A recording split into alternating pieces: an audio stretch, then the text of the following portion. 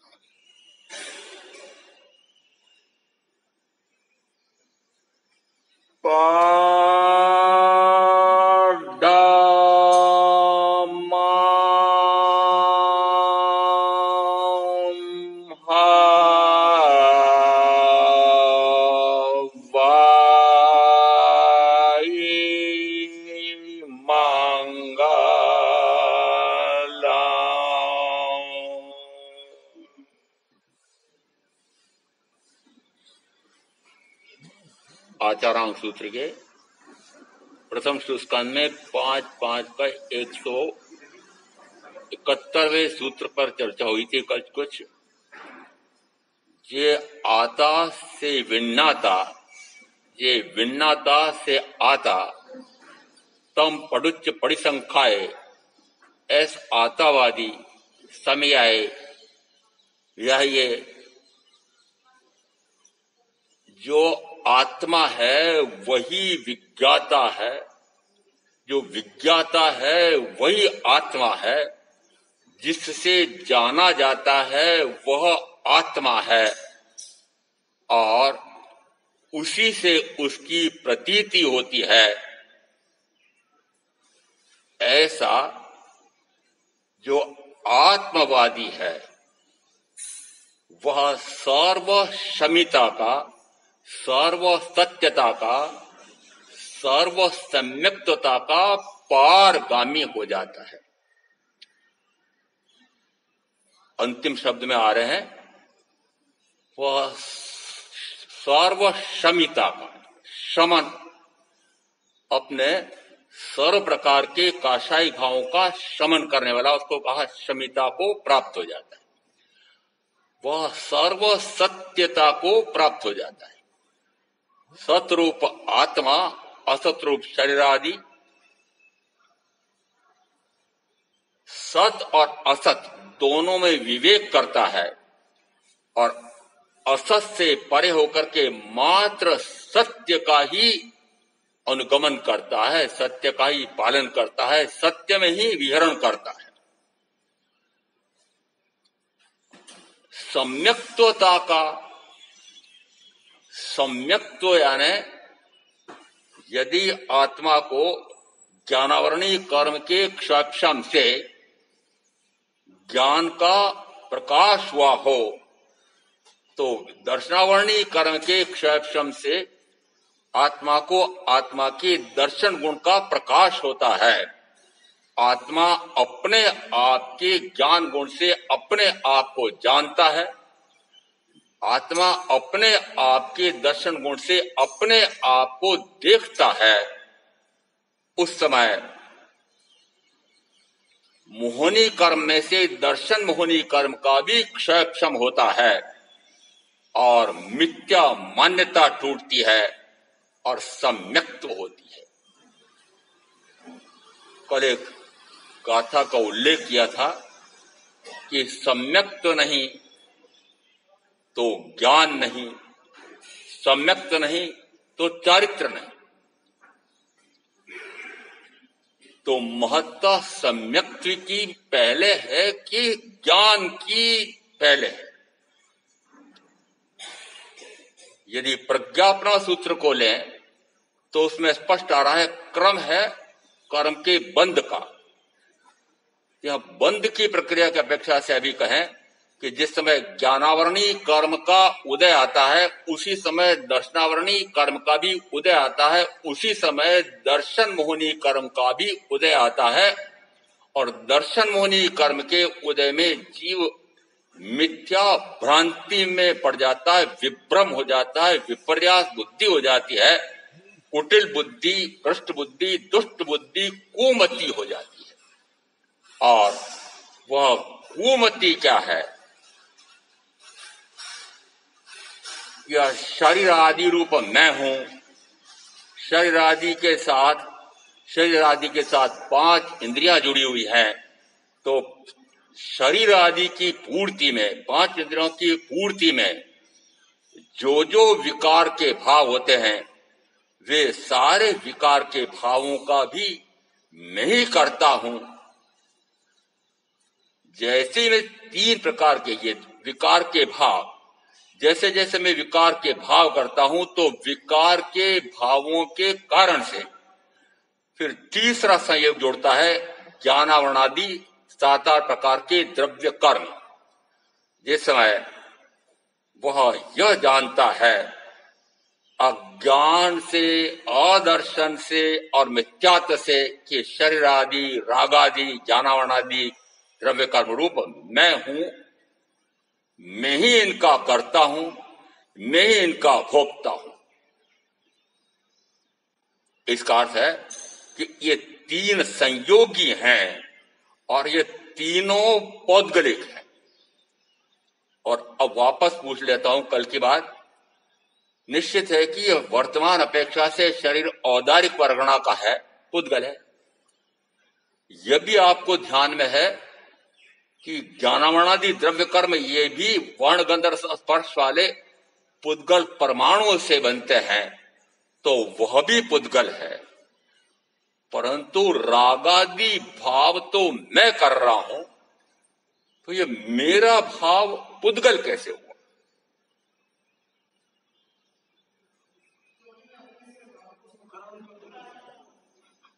कर्म के उदय में कर्म ज्ञानावरणादि पुद्गल, कर्म के उदय में आने वाला कोई व्यक्ति शरीर पुद्गल, वस्तु पुद्गल, स्थिति पुद्गल। इसका अर्थ है कि पुद्गल कर्म के उदय में समक्ष में कोई निमित्त आकर के खड़ा होता है और उस पौद्गलिक निमित्त के कारण से मैं शुद्ध चैतन्य स्वरूपी आत्मा जब तक मुझे अपने आप के स्वरूप का ज्ञान और भान नहीं होता तब तक मैं क्या करता रहा? तो मानो कि उस समय मैं उस कर्म के निमित्त के अनुसार ही क्रिया कार्य प्रवृत्ति करता रहा, और वह जो कार्य क्रिया प्रवृत्ति है वह चूंकि पुद्गल कर्म के निमित्त से हुई है। और फिर अनुयोग द्वार सूत्र में नामाधिकार सूत्र है 240, और उसमें आया है कि पुनः वह ज्ञानावरणादि 7-8 प्रकार के द्रव्य का उपार्जन कर लेता है। कल कहा था कि यदि जनक भी पुद्गल और आत्मज भी पुद्गल, तो बीच में मेरा ये भाव है वो क्या होगा? वह भी पौद्गलिक भाव होगा। पौद्गलिक भाव नहीं, 12-5 व्याख्या प्रगति के अनुसार तो ये प्राणातिपात से लगा करके मिथ्या दर्शन चलने तक के सभी 18 प्रकार के पाप भाग, ये 5 वर्ण, 2 गंध, 5 रस और 4 स्पर्श वाले हैं। अर्थ क्या निकला? वर्ण गंध रस स्पर्श वाले हैं। और वर्ण गंध रस स्पर्श ये गुण जिसके हों वह कौन होगा? पुद्गल। तो अर्थ क्या निकला? जो मैं भाव कर रहा हूं पुद्गल प्रेरित कर रहा हूं। अभी जो आप भाव करते हैं वो किसके निमित्त से कर रहे हैं? मात्र पुद्गल कर्म के उदय में आने वाले बाह्य में या तो आपके 5 इंद्रियों में भोगों में सहायता करने वाला है या बाधक बनने वाला है। सहायता करने वाला है उसके प्रति आप राग का भाव करते हैं, बाधक बनने वाला है उसके प्रति आप द्वेष का भाव करते हैं, और राग और द्वेष आदि करते से पुनः ज्ञानावरणादि 7-8 प्रकार के कर्म का आश्रमण बंद होता है। यह श्रृंखला मानव की अनादि से चल रही है। मानव के तीनों संयोग मेरे साथ अनादि से हैं। तीनों संयोग मेरे साथ अनादि से हैं। शब्द को समझते हो, संयोग का अर्थ होता है कि जो मिलता है, और मिलता है वह बिछुड़ता है। अभी आपको संसार में परिवार में जो मिले हुए हैं जरा लेखा करना, ये क्या सदा काल आपका साथ देते हैं?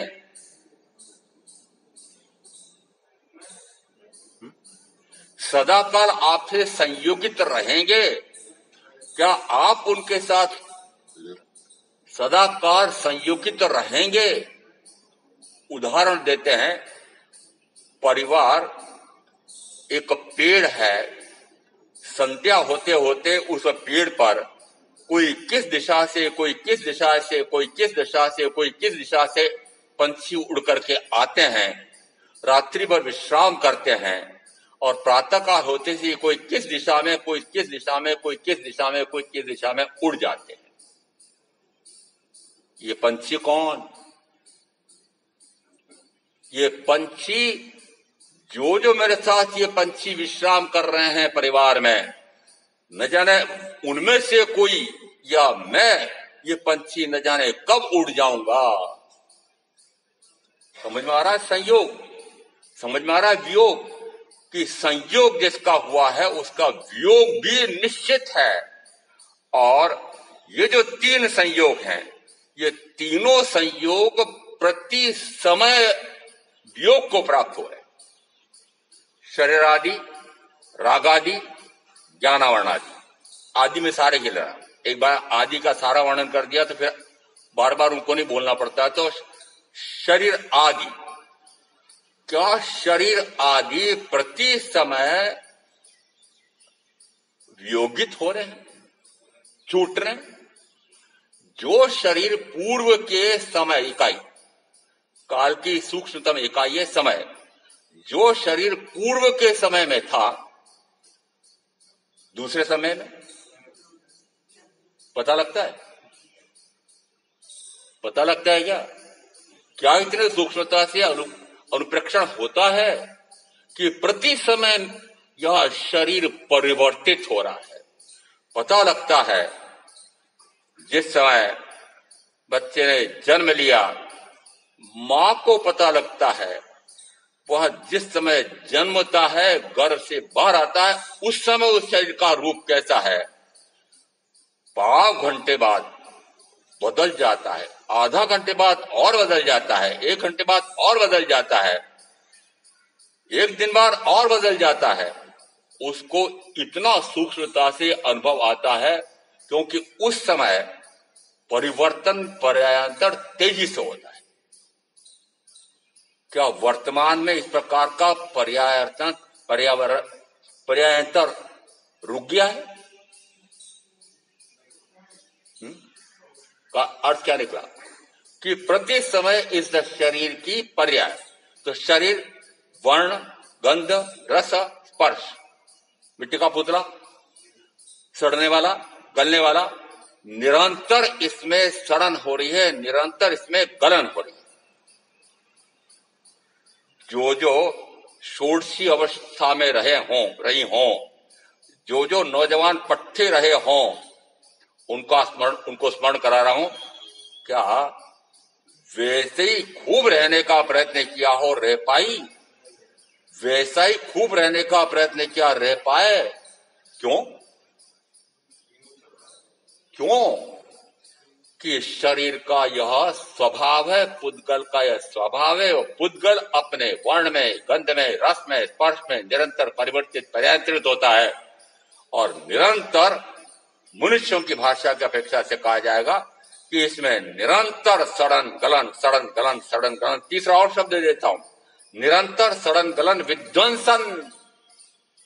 विध्वंसन को भी समझ लो, मात्र सड़न गलन नहीं, न जाने किस समय यह छूट भी जाता है। इसका अर्थ है ये जो मेरे साथ शरीर आदि है वे प्रति समय परिवर्तित पर्यायांतरित हो रहे हैं। फिर इस शरीर के कारण से, शरीर के साथ जुड़ी हुई इंद्रियों के कारण से, आदि यानी परिजन, परिचित, धन, वैभव, भोग साधन के कारण से जो जो आपके विकार के भाव हो रहे, अब मैं रागादि नहीं बोल रहा हूं, विकार के भाव बोल रहा हूं। रागादि क्यों नहीं बोला? रागादि में तो मात्र आप पाप कर्म गिनेंगे। यहां यदि मैंने कहा विकारी भाव, तो जो मैं विकारी भाव कर रहा हूं, तो शुभ और अशुभ ये दोनों विकारी हैं। किस अपेक्षा से विकारी है? कि मैं तो मात्र त्रैकालिक शुद्ध स्वरूपी हूं, मात्र मैं शुद्ध ही हूं, बुद्ध ही हूं, मुक्त ही हूं। मैं मात्र अनादि से तीनों काल के लिए कहा जाए, मैं सिद्ध स्वरूपी हूं, बुद्ध स्वरूपी हूं, शुद्ध स्वरूपी हूं, सहज स्वरूपी हूं, सहजानंद स्वरूपी हूं, आत्मानंद, घनानंद, चेतनानंद। मैं ऐसा त्रैकालिक, ऐसा मनातीत, वचनातीत, कायातीत, अतीन्द्रिय आनंद स्वरूप ही हूं। ही हूं क्यों लगाया? ही हूं यानी कि वस्तुतः तो मेरा ऐसा स्वरूप है, वस्तुतः मेरा ऐसा स्वरूप है। यह स्वरूप कैसा है? अनादि से ऐसा मेरा स्वरूप है, वर्तमान में भी है और अनंत काल तक रहेगा। इसको नाम दिया त्रैकालिक स्वरूप। तो त्रैकालिक मेरा स्वरूप है शुद्ध, शुद्ध, शुद्ध। मात्र शुद्धता ही इसमें प्रकट हो सकती है, तो फिर प्रकट क्यों नहीं हो रही है? शुद्ध शुद्ध शुद्ध क्यों नहीं प्रकट हो रहा है? निरंतर आत्मा शुद्ध क्यों नहीं होता जा रहा है? निरंतर आत्मा, या अभी भी गिन लो कि निरंतर यह आत्मा कलुषित अशुद्ध क्यों होता जा रहा है? ये तो आपकी बात है, ये तो सुना दो, समझा दो, क्यों होता जा रहा है? निरंतर ये कलुषित काला क्यों होता जा रहा है? वर्ण में, गंध में, रस में, स्पर्श में, इसमें निरंतर परिवर्तन क्यों हो रहा है?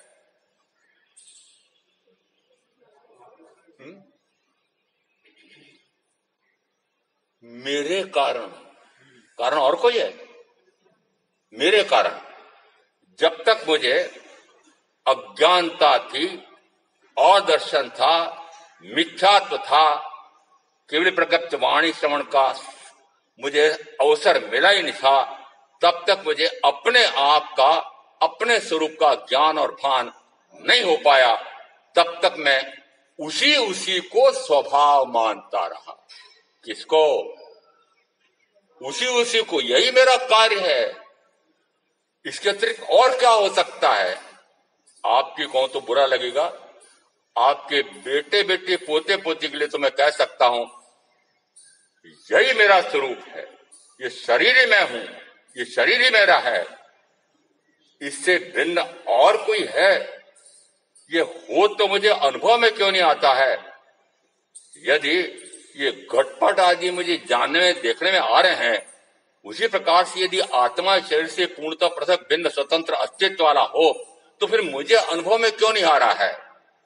तो जब तक मुझे अनुभव में नहीं आता है, तब तक मैं कैसे मानूं कि यह शरीर मैं नहीं हूं? मैं तो मानता हूं कि शरीर ही मैं हूं और शरीर मेरा है, मैं इसका हूं।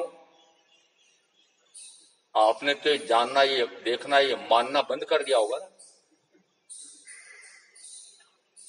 अब आपका भी तो पूछ लूं, अभी तक मैंने आपकी आगे की पीढ़ी वाला को पूछा है कि उनका तो मुझे पक्का है, पर आपका पूछ रहा हूं कि क्या आपके अंदर ये आत्मसात हो गया है कि शरीर आदि रूप मैं नहीं हूं, मुझे शुद्ध चैतन्य स्वरूपी सिद्ध समान शुद्ध आत्मा हूं? क्या अंदर में ऐसा पक्का हो गया? जिस क्षण पक्का हो जाता है कि मैं शरीर आदि से, राग आदि से, ज्ञानावरण आदि से, इन तीनों संयोगों से मैं पूर्णतः भिन्न शुद्ध चैतन्य स्वरूपी सिद्ध समान आत्मा हूं, ऐसा जिस समय अंदर में ज्ञान और भान होता है, उस समय मानना वह चौथा गुण सारे सम्यक्त का प्रकाश हुआ। इसका अर्थ है कि सम्यक्त का प्रकाश हो तो ज्ञान हो, ज्ञान हो तो सम्यक्त का प्रकाश हो। फिर सूत्रकार ऐसा क्यों कहते हैं कि जब तक वह सुन रहा है, समझ रहा है, स्वाध्याय कर रहा है, उस समय भी वह ज्ञानार्जन तो कर रहा है, परंतु उस ज्ञानार्जन से स्वयं को, स्वयं का अन्य सर्व पर द्रव्यों से पूर्णतः भिन्न अपना ज्ञान और भान हुआ क्या? ठीक है, नहीं हुआ। तो जब तक अपना ज्ञान और भान नहीं होता है, तब तक जो वह ज्ञानार्जन कर रहा है, वह ज्ञान शब्दी ज्ञान माना जाएगा। उस शब्द को ही सुनता है, वह शब्द को ही पढ़ता है, वह शब्द को ही रटता है। उस शब्द के चिंतन करने के बाद उस शब्दातीत तीर्थंकर परमात्मा द्वारा बताए हुए उस वास्तविक स्वरूप का जिस समय उसको शब्दातीत भावों से ज्ञान और भान होता है, उस समय कहा जाता है ये ज्ञान का स्वयं को प्रकाश हुआ है। जिस समय ऐसे ज्ञान का प्रकाश होता है, उस समय अप्रज्ञापन सूत्र का जो पहले दिया था बंद की प्रक्रिया में, कि ज्ञानावरणी कर्म के क्षयक्षम से,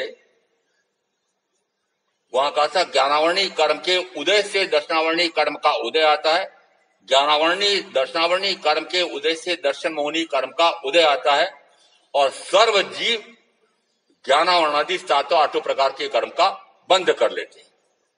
ये तो बंद की प्रक्रिया ही है। अब इसी प्रज्ञापना सूत्र को विलोम कर दो, उल्टा नहीं, उल्टा तो गलत हो जाएगा, उल्टा उल्टा नहीं करना, विलोम। जो बंद की प्रक्रिया है उसका विलोम करेंगे तो किसकी प्रक्रिया हो जाएगी? समझ नहीं रखिए, मुक्ति की। यदि ज्ञानावरणी कर्म का क्षयक्षम हो तो निश्चित माने कि दर्शनावरणी कर्म का भी क्षयक्षम होगा। यदि ज्ञानावरणी कर्म का क्षयक्षम हो तो क्या होगा ये तो बताओ।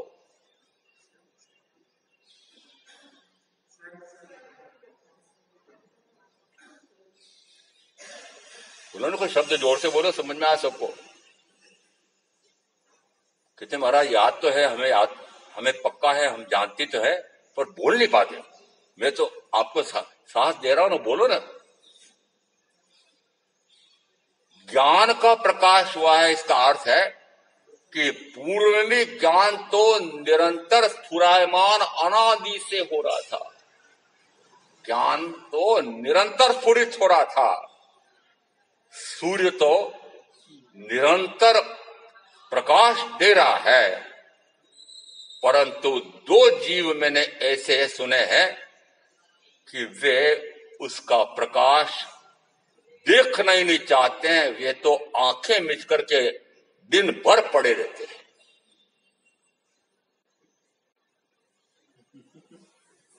कौन? चमगादड़। कौन? उल्लू। मुझे उस चमगादड़ उल्लू से क्या लेना देना है?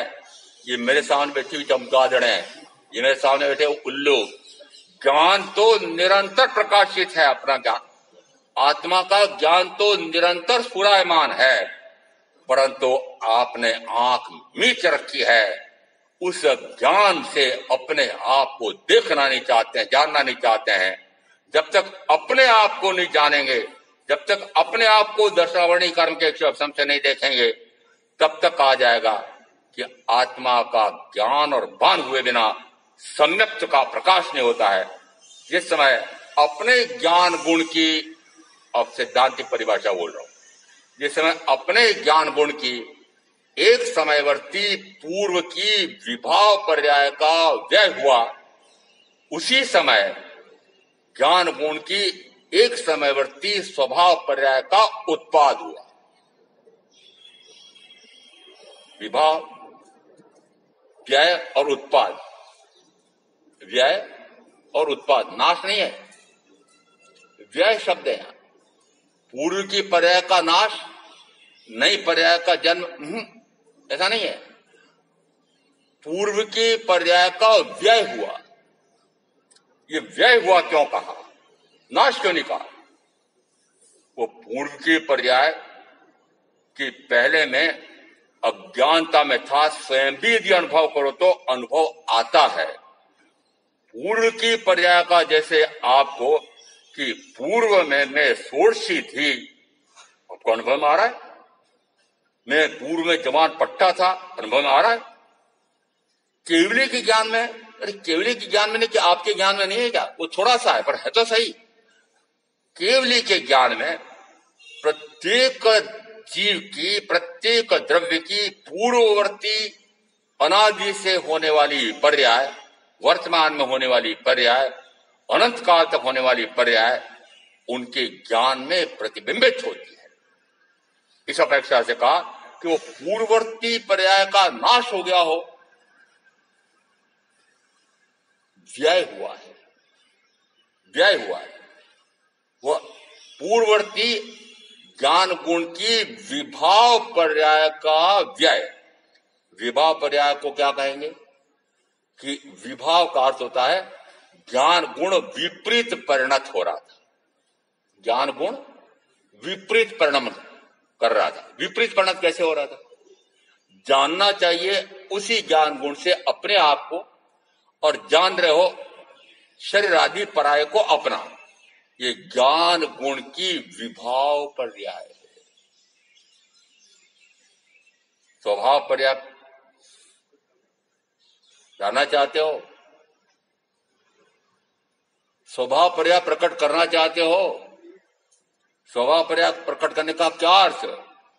कि उसी ज्ञान गुण से मैं जिस क्षण अपने आप को जानता हूं और पराये को जानता नहीं हूं, और पराया जानने में आता है तो पराया जानने में आता है, उस समय कहा जाता है ज्ञान गुण की एक समयवर्ती विभाव पर्याय का व्यय हुआ और एक समयवर्ती ज्ञान गुण की स्वभाव पर्याय का उत्पाद हुआ।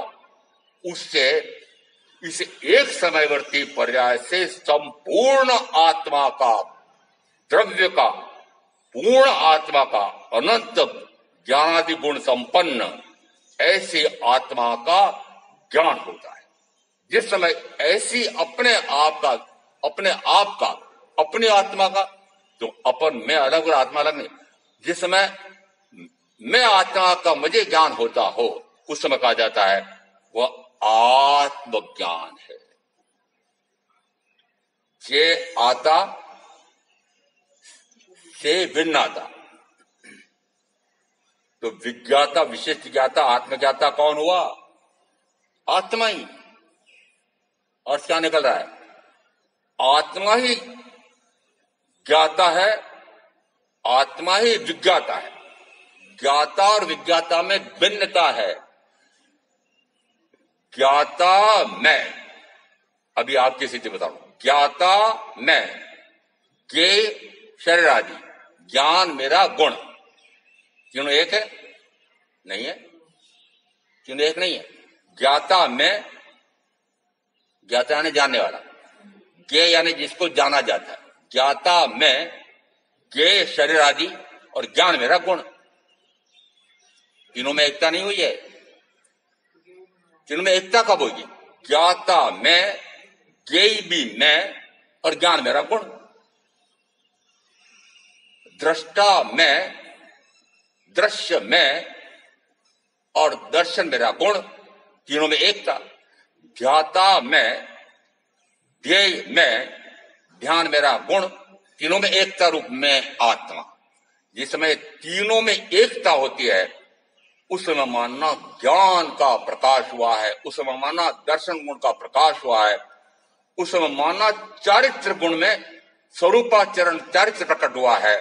और उस समय कहा जाता है वह जिस क्षण ज्ञाता होता है उसी क्षण दृष्टा होता है।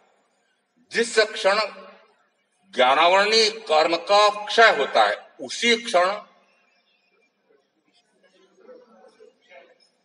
पूरा वर्णन, उसी क्षण दर्शनावरणी कर्म का भी क्षय होता है। और जिस समय ज्ञानावरणी कर्म का क्षय होता है तो का केवल ज्ञान प्रकट हुआ है, उसी समय कहा जाता है केवल दर्शन प्रकट हुआ है। और केवल ज्ञान, केवल दर्शन प्रकट हुआ है तो क्या मात्र इतना ही होगा? आगे कुछ नहीं होगा? केवल ज्ञान, केवल दर्शन प्रकट हुआ है तो फिर उस समय मात्र स्वरूप में ही विहरण यानी निरंतर कहां निवास करेगा? अपने आप के सुख में ही मग्न रहेगा। अपने आप का सुख, उसका आस्वाद आया क्या?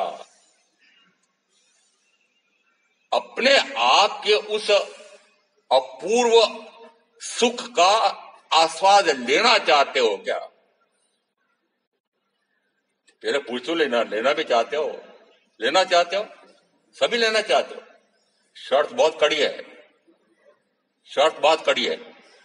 5 इंद्रियों के माध्यम से ग्रहण होने वाला वो जहर, बेस्वाद जहर, जब तक वह जहर पी रहे हो तब तक वह आत्मा का अमृत का आनंद आ नहीं सकता। जहर का पान करते रहोगे उस समय आत्मा अमृत का आनंद कहां से आएगा? और आपका मैं कह सकता हूं कि आप ये 5 इंद्रियों के माध्यम से जो जहर पी रहे हो वो छोड़ना चाहते हो? अरे चाहते हो? पूछ रहा हूं पहले, चाहते हो क्या? यदि चाहते हो तो आपके व्यवहार की भाषा है जहां चाह वहां राह। इसका अर्थ है कि चाह है तो राह मिलेगी। क्या राह मिलेगी? कि केवल प्रवाणी का श्रवण मिलेगा और उससे पक्का हो गया कि यदि मैं अपने आप के सुख का आस्वाद लेना चाहता हूं तो बेस्वाद 5 इंद्रियों के माध्यम से जो प्राप्त कर रहा हूं वह छोड़ना पड़ेगा। और जिस समय ऐसा होता है उस समय वो मात्र स्वरूपाचरण चरित्र प्रकट करता है।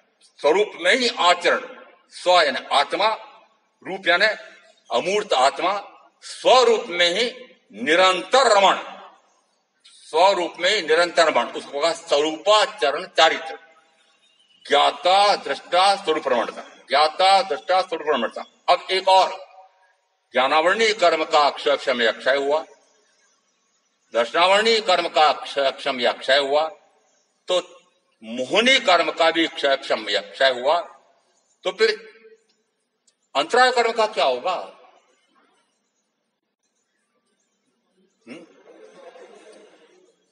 ये एक का क्षय क्षम या क्षय हो तो दूसरे का भी, तीसरे का भी और चौथे का भी अवश्यंभावी है। एक कौन सा? कि ज्ञानावर्णी कर्म का क्षय क्षम आपके हाथ में है, हाथ में है कि नहीं? पहले तो ज्ञानावर्णी कर्म का क्षयक्षम करना आपके हाथ में नहीं। इतना सुनने के बाद समझ में आता है क्या है? क्या है कि मैं अपने ज्ञान गुण से मात्र अपने आप को जानूं, पराय को जानूं नहीं, और पराय जानने में आए तो पराय जानने में आए। इसको कहा जाता है ज्ञान गुण का प्रकाश, ज्ञानावर्णी कर्म का क्षयक्षम।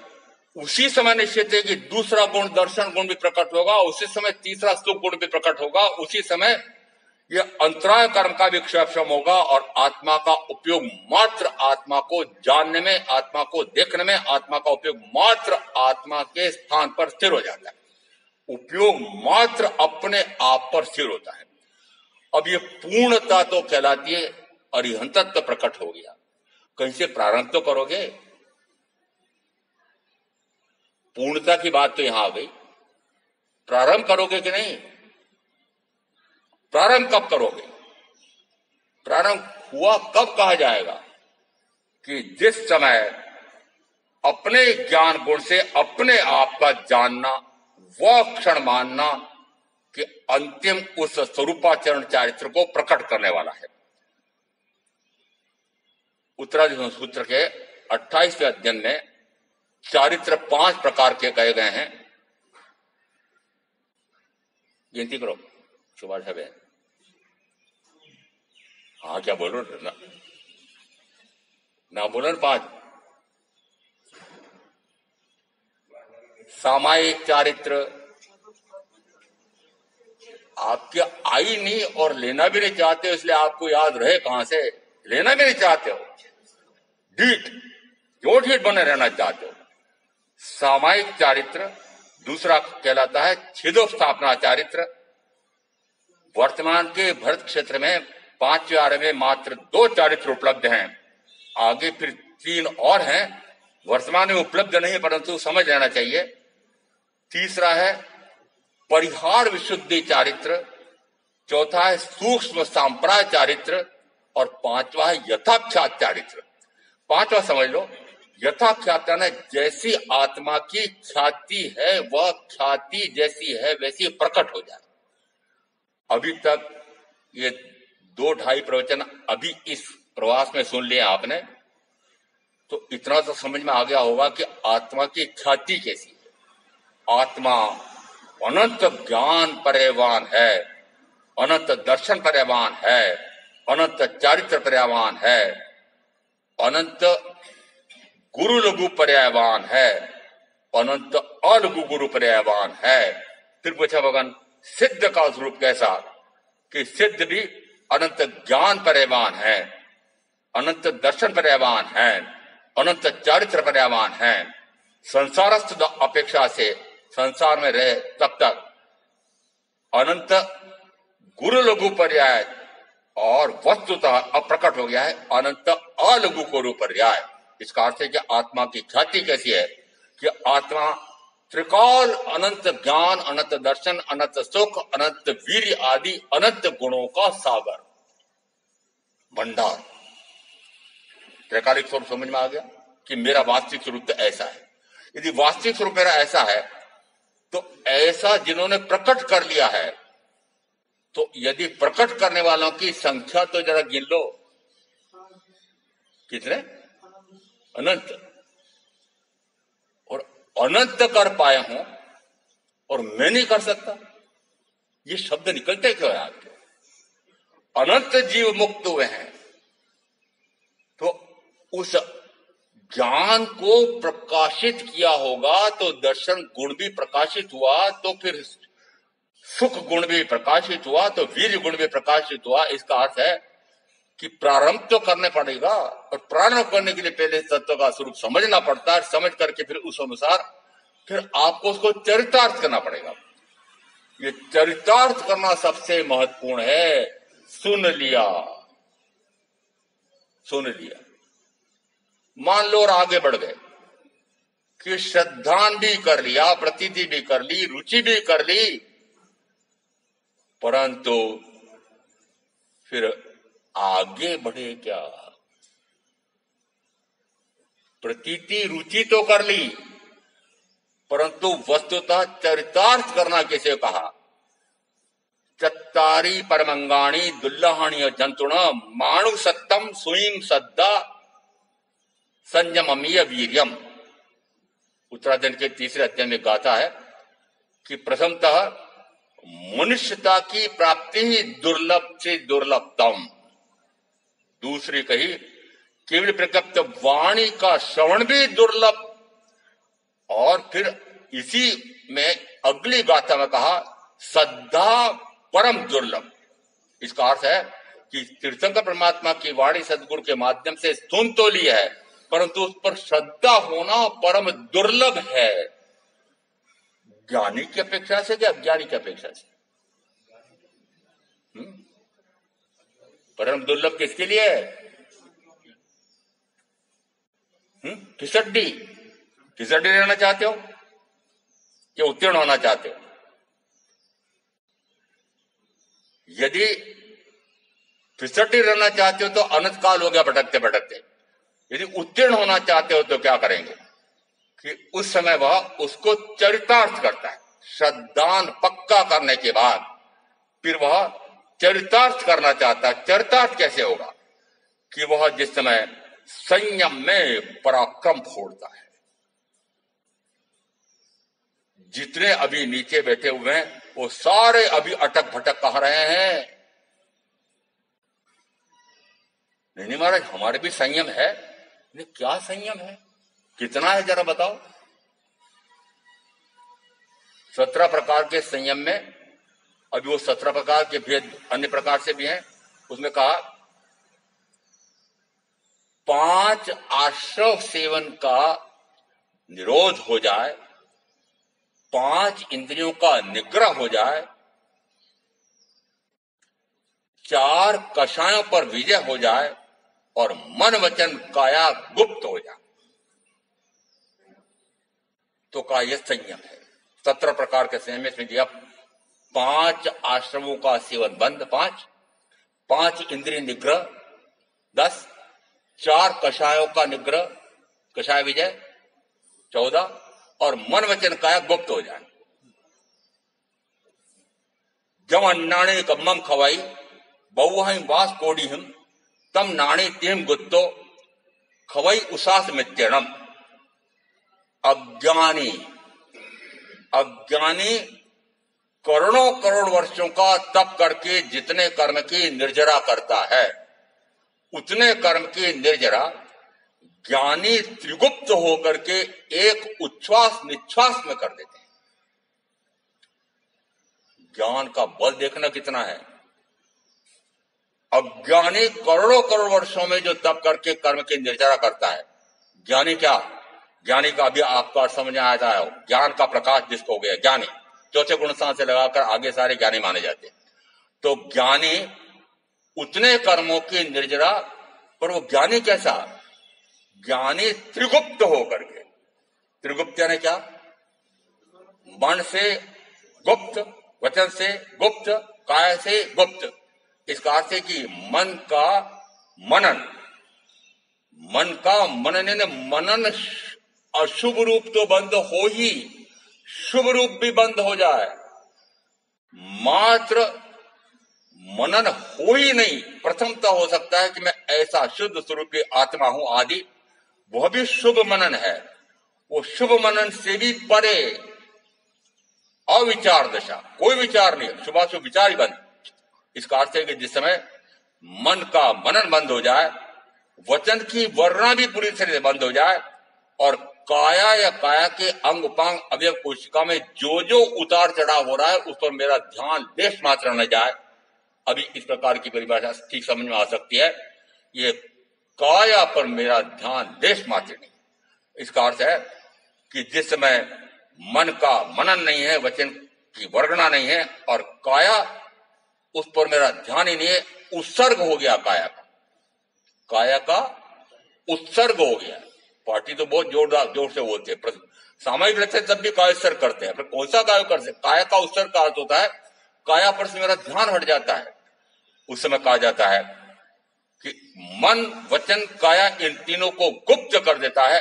इन तीनों का कोई, ये तीनों आप पक्का समझ लेना, मन वचन और काया ये तीन योग कहलाते हैं, और ये तीनों योग मात्र कर्म का आश्रय बंद कराने के ही कारण है। आपने इन तीनों को बड़ा महत्व दे रखा है, परंतु भाव जो आत्मा करता है, जो भाव किया जाता है वो विभाव है, स्वभाव में करना नहीं है। स्वभाव तो मेरा है, सहज है। तो जो आत्मा, मैं जिस समय विकार का भाव करता हूं, तो उस विकार के भाव को क्रियान्वित करने के लिए मन से मनन करता हूं। मन में ही मैं मन से मनन करता हूं, वचन से मैं बोलता हूं, काया या इंद्रियों से अंग उपांग से क्रिया करता हूं। तो जो कार्य क्रिया प्रवृत्ति हो रही है, वो कार्य क्रिया प्रवृत्ति मात्र मन वचन काया के माध्यम से होती है। करता कौन है? करता कौन है? मैं कर सकता हूं। ये विभाव करता कौन है? रागादि विभाव करता कौन है? करता भी आत्मा है। पर क्या मैं ऐसा ही करता हूं, ऐसा मेरा स्वभाव है? स्वभाव नहीं है। तो स्वभाव को क्यों नहीं समझते हो? स्वभाव को करना नहीं है, और स्वभाव मात्र अपने आप का ज्ञाता, अपने आप का दृष्टा, अपने आप में रमणता, अपने आप में निरंतर रमणता, ये मेरा स्वभाव है। इसका अर्थ है कि जिस समय ऐसा स्वभाव प्रकट होना प्रारंभ होता है, तो जितना जितने अंश में वो स्वभाव प्रकट होता है, उतने उतने अंश में वो यथार्थ चारित्र प्रकट हो रहा है। कितने कितने अंश में?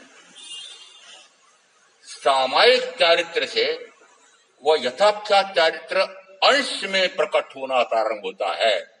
अंश यानी लक्ष्य में क्या है? लक्ष्य में तो पूर्णता का लक्ष्य है। और प्रारंभ करने के लिए फिर यहां भेद देते हैं कि सामायिक चारित्र जिस समय ग्रहण किया जाता है, वो सामायिक चारित्र क्या है,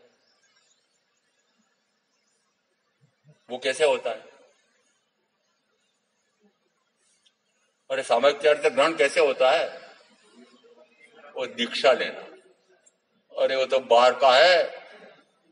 वस्तुतः ये 5 महाव्रतों को ग्रहण करना, फिर 5 महाव्रतों के पालन करने के लिए 5 समितियों का सावधानी पूर्वक पालन करना, और मन वचन काया को अप्रशस्त प्रवृत्तियों में न जाने देना, ऐसा संकल्प करके और इस प्रकार का संयम का पक्का निरतिचार पालन करता है, मुक्ति नहीं है। महाराज ये आपने आज बहुत अच्छा बता दिया, इसीलिए हमने ये संयम नहीं लिया। आप ही कह रहे हो कि यदि ऐसा 5 महाव्रतों का निरतिचार पालन भी कर लूं, 5 समितियों का सावधानी पूर्वक पालन भी कर लूं, और मन वचन काया को अप्रशस्त प्रवृत्तियों में न जाने दूं, तब भी मुक्ति नहीं है। अर्थ क्या निकल रहा है? अर्थ क्या निकल रहा है? ये मात्र बाह्य में शरीर संबंधी क्रिया है, शरीर संबंधी क्रिया है। योग प्रवृत्त हो रहे हैं, और जब तक योग प्रवृत्त हो रहे हैं तो या तो अधम से अधम शुभ अशुभ से अशुभ में अशुभतम, फिर अशुभतम से मंदतम अशुभ। और अब इधर आओ कि शुभ में कुछ शुभ, बढ़ते बढ़ते और अधिक शुभ। तो कुछ शुभ आप अभी घर गृहस्थी में रहते हुए अन्न पुण्य से लगाकर नमस्कार पुण्य से कि कुछ शुभ, फिर और अधिक शुभ। और अधिक शुभ क्या? सामायिक कर ली, अवकाश कर ली, तब कर लिया, जब कर लिया, और अधिक शुभ। फिर शुभतम। शुभतम कौन सा?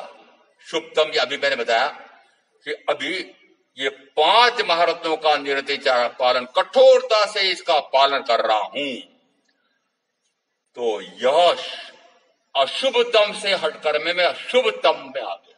क्रिया तो है, क्रिया है तो कर्म है। बड़ा विचित्र है महावीर का आगम। क्रिया है तो कर्म है। तो मुक्ति किससे? क्रिया से रहित। तो क्रिया से रहित हो, और क्रिया से रहित में फिर भ्रांति न जाए कि क्रिया करना और क्रिया न करना दोनों से रहित हो जाए। स्थानांक सूत्र में एक स्थान 5, 5वें स्थान में छठा एक सूत्र आया है।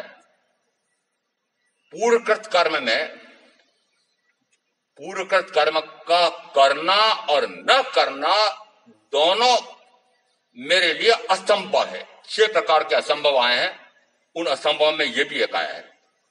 तो अन्य 5 प्रकार के असंभव, उनसे यह भी समझ में आ जाएगा, जीव को अजीव करना, अजीव को जीव करना, एक समय में 2 भाषाएं एक साथ बोलना,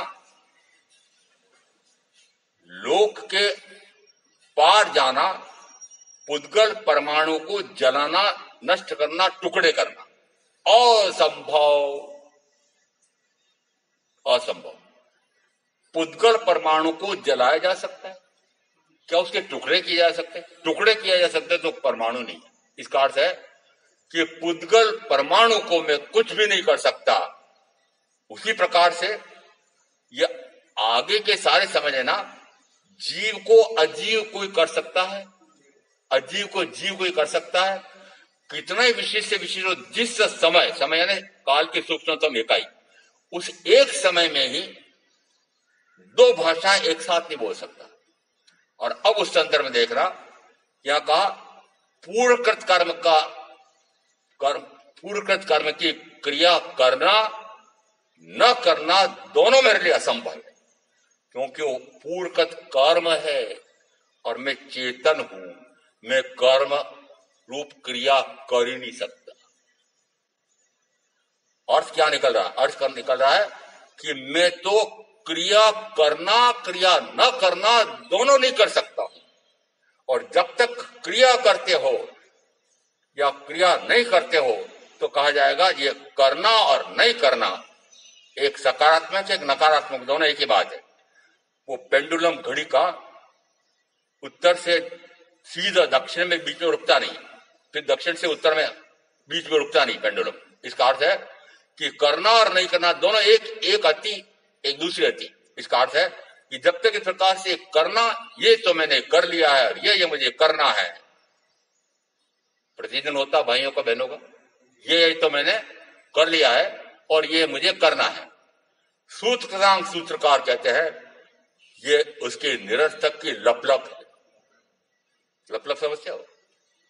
कोई व्यक्ति बोलता रहता है ना, क्या लपलप कर रहा है? लपलप है ना बकवास। क्रिया का करना, ये तो मैंने कर लिया है। जो आपने कर लिया है, क्या वह आपका करने का स्वभाव था? अभी तक क्या किया? अभी तक क्या किया?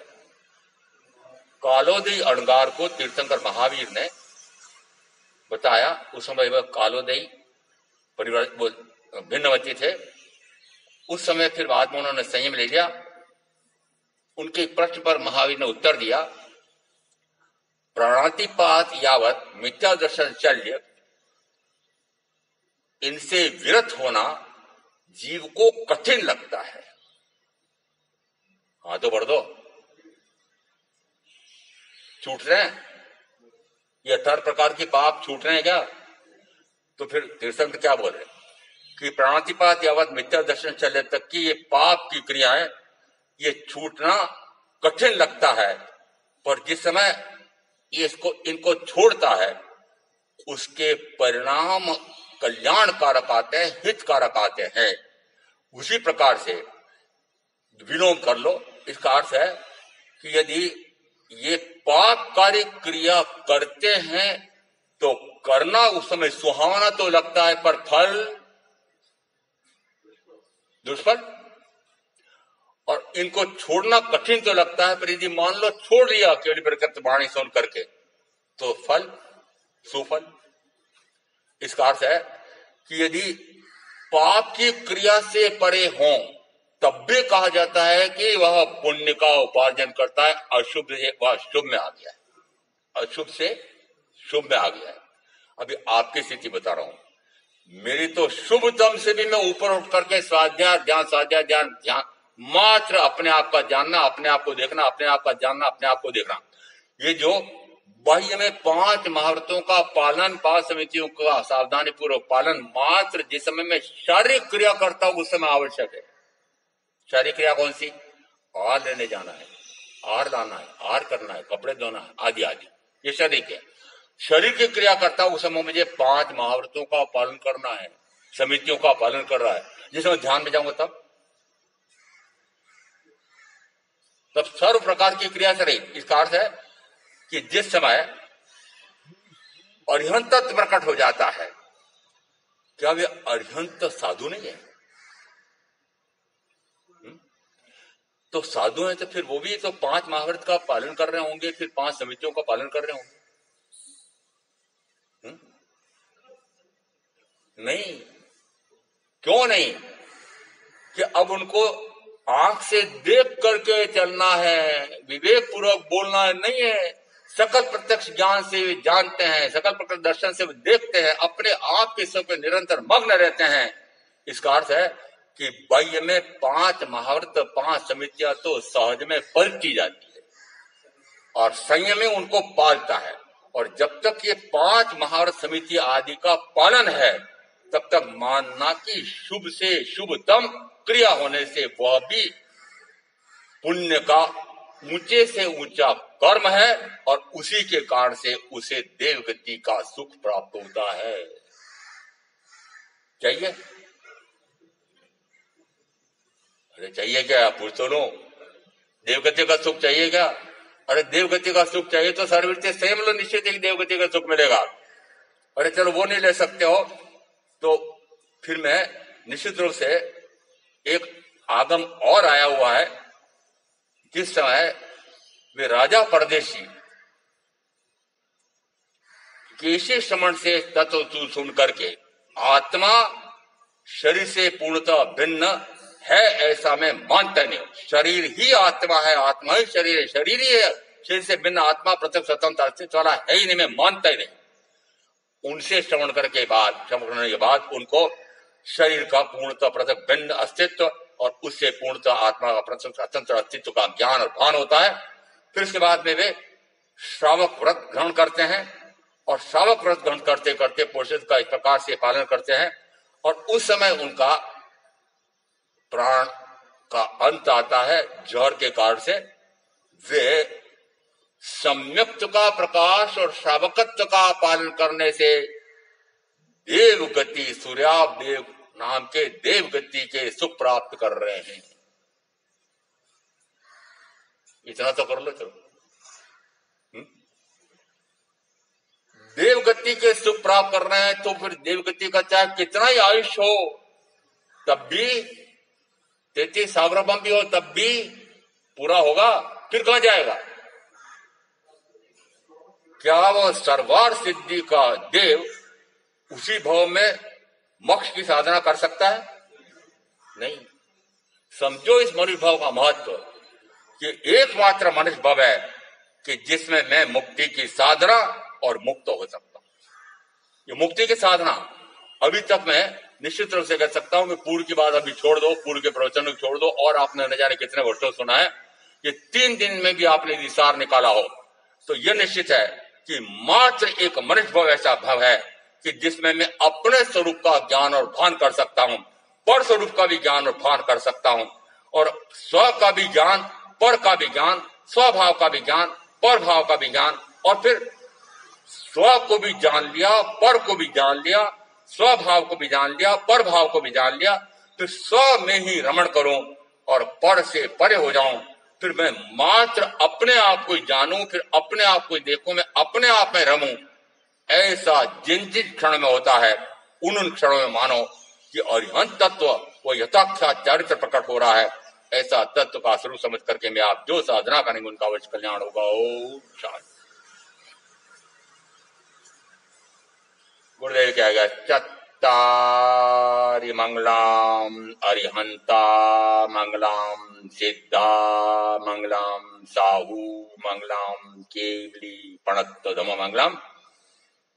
चत्तारि लघुत्तमा अरिहंता लघुत्तमा सिद्धा लघुत्तमा साहू लघुत्तमा केवली पणत्त धम लघुत्तमा।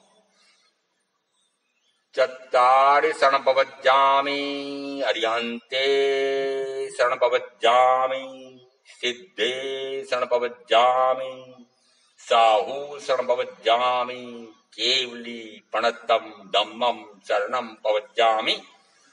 चार मंगलिक, चार उत्तम, चार शरणा, और शरणा नहीं कोई जो भव्य प्राणी आदरे तो अक्षय अमर पद हो।